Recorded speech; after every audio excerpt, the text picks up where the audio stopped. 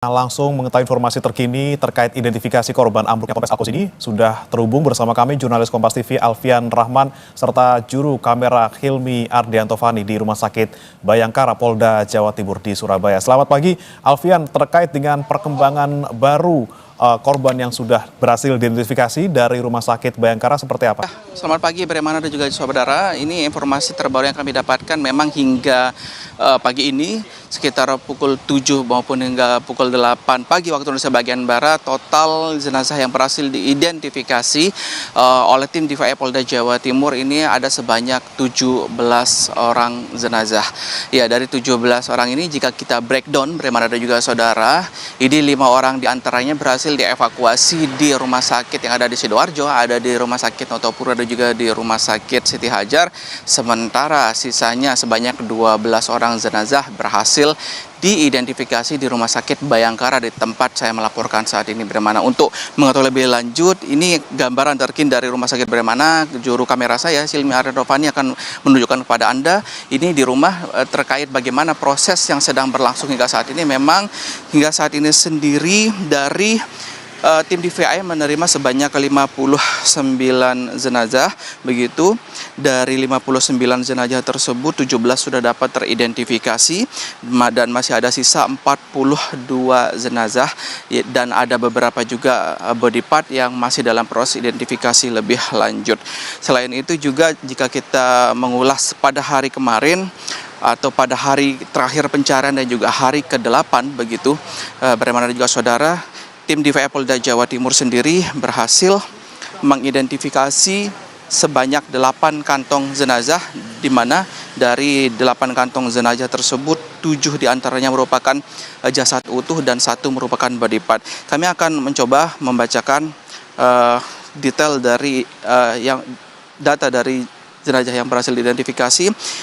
Ada yang pertama atas nama Muhammad Rohiha, berasal dari Bangkalan. Yang kedua ada Abdul Fatah, termasuk juga ada Masyur Rohid, ada Muhammad Ajis Pratama, Muhammad Davin, Muhammad Ali Rahbini, dan juga Sulaiman Hadi. Memang rata-rata dari korban meninggal dunia yang berhasil teridentifikasi kemarin ini berusia rentang 13 sampai 19 tahun dari berbagai macam daerah seperti di Surabaya, di Madura, ada juga yang berasal dari Jawa Tengah maupun juga Jawa Barat.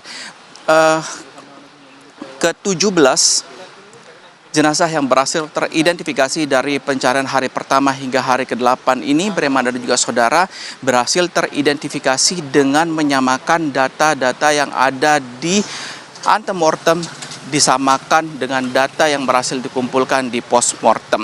Postmortem sendiri merupakan posko untuk mengumpulkan data pasca kematian. Seperti yang ada di layar kaca Anda, di sini merupakan posko postmortem yang berada di Rumah Sakit Bayangkara Polda Jawa Timur sendiri. Memang sejak awal ada 2 posko antemortem yang bertujuan untuk mempercepat proses pengumpulan data dari keluarga korban.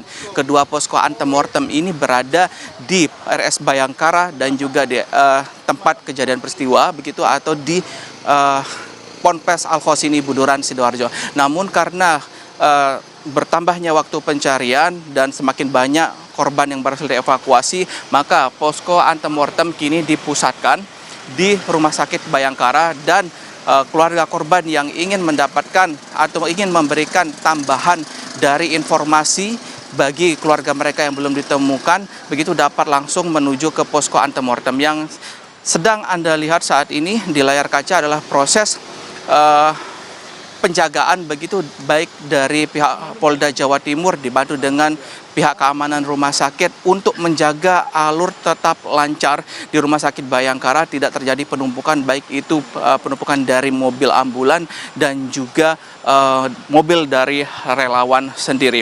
Sementara hingga saat ini informasi yang kami dapatkan, Bremana dan juga saudara, untuk proses identifikasi ini melibatkan banyak dari instansi, tidak hanya berasal dari Polda Jawa Timur, namun juga dari beberapa instansi lainnya seperti